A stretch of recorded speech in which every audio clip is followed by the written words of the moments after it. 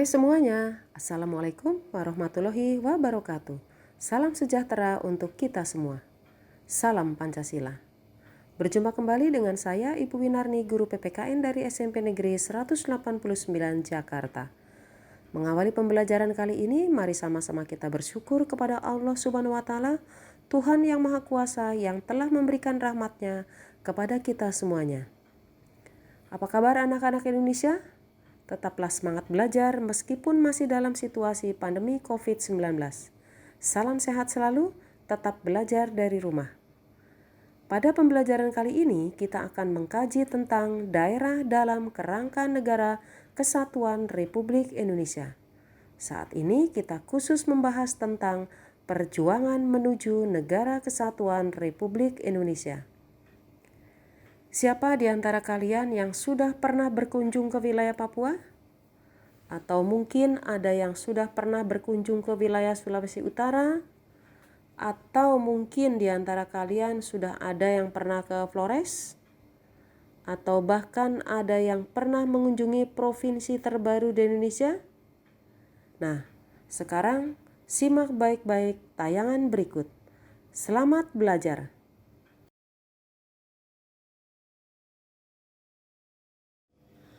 Kali ini kita akan mengkaji bersama tentang perjuangan menuju Negara Kesatuan Republik Indonesia. Coba sekarang kalian perhatikan gambar berikut. Pada gambar tersebut menjelaskan tentang salah satu peristiwa perjuangan bangsa Indonesia untuk memperoleh kemerdekaan. Lalu silakan kalian catat hal-hal penting apa yang ingin kalian ketahui dari peristiwa pada gambar tersebut yang menggambarkan tentang perjuangan bangsa Indonesia melawan penjajah. Perjuangan berarti usaha secara sungguh-sungguh untuk mencapai sesuatu. Bagi bangsa Indonesia, perjuangan dalam mendirikan Negara Kesatuan Republik Indonesia dimulai sejak terjadinya penjajahan.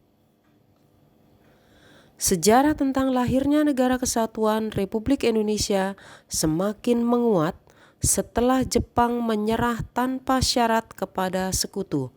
Hal ini menyebabkan Indonesia berada dalam keadaan vacuum of power atau tidak ada pemerintahan yang berkuasa di wilayah Indonesia. Keadaan tersebut mendorong para pemuda dengan jiwa muda dan semangatnya bergerak mendesak golongan tua untuk secepatnya memproklamasikan kemerdekaan Indonesia.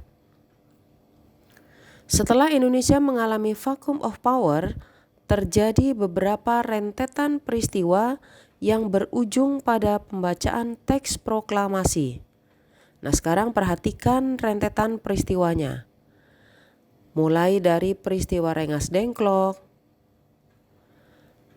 lalu adanya pertemuan dengan Jenderal Nishimura, kemudian perumusan teks proklamasi, dan sampai akhirnya peristiwa proklamasi itu sendiri. Nah, sekarang coba amati alur tersebut. Selanjutnya carilah informasi mengenai peristiwa-peristiwa terkait dengan data pada alur tersebut. Silakan diskusikan dengan teman-temannya, kemudian deskripsikan hasil diskusi kalian semua. Buat catatannya dan laporkan kepada Bapak Ibu guru kalian. Proklamasi sebagai pernyataan kemerdekaan bangsa Indonesia dilaksanakan pada tanggal 17 Agustus tahun 1945 pada hari Jumat pukul 10 waktu Indonesia Barat, dilaksanakan di Jalan Pegangsaan Timur nomor 56 Jakarta. Saat itu Insinyur Soekarno didampingi oleh Muhammad Hatta untuk membacakan naskah teks proklamasi dengan lantang. Perhatikan naskah proklamasi berikut ini.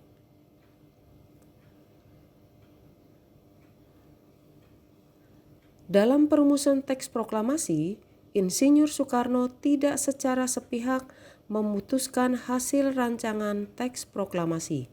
Sikap Insinyur Soekarno itu wajib kita teladani. Soekarno memperhatikan pendapat golongan muda dan golongan tua yang hadir. Naskah proklamasi diketik oleh Sayuti Melik. Setelah itu Insinyur Soekarno membacakan naskah proklamasi dan berkata kepada para hadirin, "Benar-benar saudara semuanya setuju?" Semua hadirin yang datang dalam rapat tersebut mengatakan dengan bulat dan semangat, "Setuju." Nah, anak-anak semuanya, proklamasi kemerdekaan bagi bangsa Indonesia itu memiliki beberapa makna yang bisa kita telaah dari beberapa aspek. Yang pertama, aspek hukum. Proklamasi yang diperoleh merupakan atas berkat rahmat Allah yang Maha Kuasa. Proklamasi merupakan pernyataan keputusan politik tertinggi bangsa Indonesia untuk menghapuskan hukum kolonial dan diganti dengan hukum nasional, yaitu dengan lahirnya Negara Kesatuan Republik Indonesia. Yang kedua, dilihat dari aspek historis. Proklamasi merupakan titik akhir sejarah penjajahan di bumi Indonesia, sekaligus menjadi titik awal Indonesia sebagai negara yang merdeka, bebas dari penjajahan bangsa lain. Yang ketiga, dilihat dari aspek sosiologis, bahwa proklamasi merupakan perubahan dari bangsa yang terjajah menjadi bangsa yang merdeka. Proklamasi memberikan rasa bebas dan merdeka dari belenggu penjajahan. Yang keempat, dilihat dari aspek kultural, bahwa proklamasi itu membangun peradaban baru dari bangsa yang digolongkan pribumi pada masa penjajahan Belanda saat itu menjadi bangsa yang mengakui persamaan harkat, derajat, dan martabat manusia yang sama. Yang kelima, dilihat dari aspek politik. Proklamasi menyatakan bahwa bangsa Indonesia itu sebagai bangsa yang berdaulat dan mempunyai kedudukan sejajar dengan bangsa-bangsa lain di dunia. Pernyataan proklamasi mencerminkan tekad kemandirian bangsa Indonesia untuk terlepas dari penjajahan bangsa asing. Sebagai bangsa yang merdeka dan bebas, ingin mengantarkan dirinya ke gerbang kemerdekaan, kehidupan yang merdeka, bersatu, berdaulat, juga adil dan makmur. Sekarang kita akan kaji tentang pengertian daerah dalam kerangka Negara Kesatuan Republik Indonesia. Kita tahu di dalam pasal 18 ayat 1 Undang-Undang Dasar Negara Republik Indonesia tahun 1945 dinyatakan bahwa Negara Kesatuan Republik Indonesia dibagi atas daerah-daerah provinsi dan daerah provinsi itu dibagi atas kabupaten dan kota yang tiap-tiap provinsi, kabupaten, dan kota itu mempunyai pemerintahan daerah yang diatur dengan undang-undang. Berdasarkan bunyi pasal 18 ayat 1 tersebut, Negara Kesatuan Republik Indonesia di dalamnya terdiri atas provinsi-provinsi yang saat ini berjumlah 34 provinsi, kemudian provinsi itu di dalamnya terdiri dari beberapa kota dan kabupaten.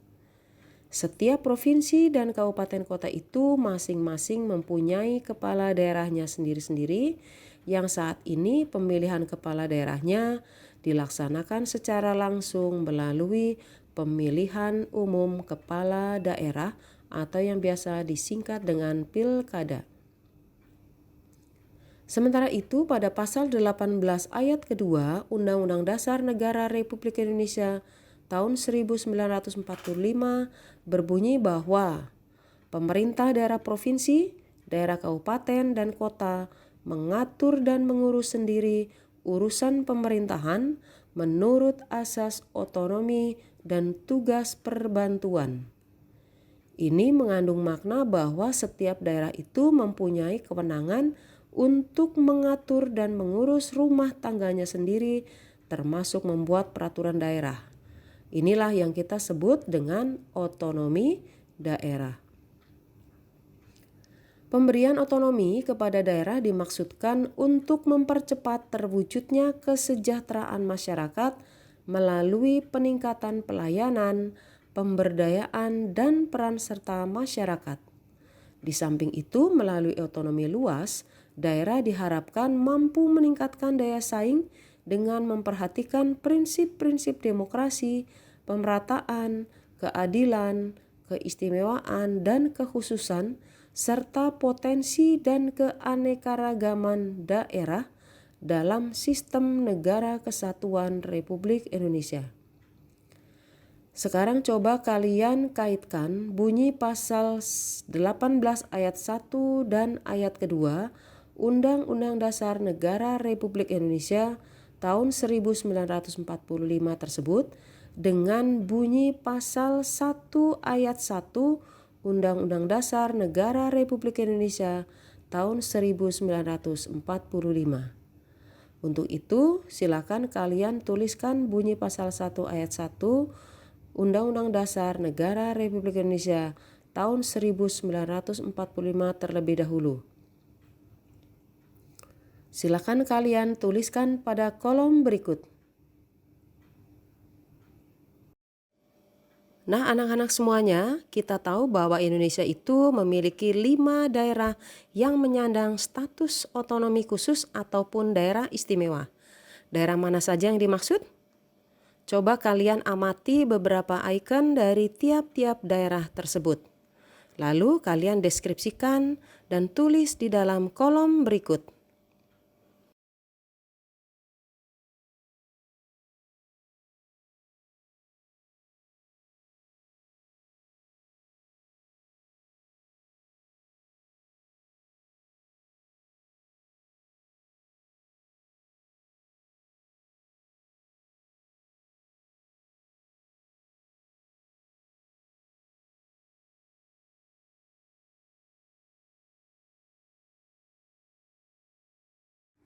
Nah, anak-anak semuanya, sekarang saatnya kalian membuat kesimpulan dari pembahasan materi tersebut. Silakan kalian tuliskan kesimpulan itu pada kolom berikut. Proklamasi kemerdekaan merupakan rahmat Tuhan Yang Maha Kuasa dan sebagai hasil perjuangan bangsa Indonesia, bukan pemberian dari negara lain. Proklamasi kemerdekaan bagi bangsa Indonesia memiliki makna, diantaranya yang pertama, berdirinya Negara Kesatuan Republik Indonesia. Makna yang kedua, berlakunya hukum nasional Indonesia, tidak berlakunya hukum kolonial. Yang ketiga, merupakan puncak perjuangan pergerakan kemerdekaan. Dan yang keempat, merupakan titik tolak pelaksanaan amanat penderitaan rakyat. Nah, anak-anak semuanya, saya yakin kalian sudah memahami materi perjuangan menuju Negara Kesatuan Republik Indonesia untuk bab 6 atau KD 3.6 kelas 7 semester genap. Terima kasih untuk kalian yang sudah menyimak tayangan video ini. Semoga bermanfaat. Tetap jadilah anak Indonesia yang membanggakan, cintai negeri ini. Salam Pancasila. Wassalamualaikum warahmatullahi wabarakatuh.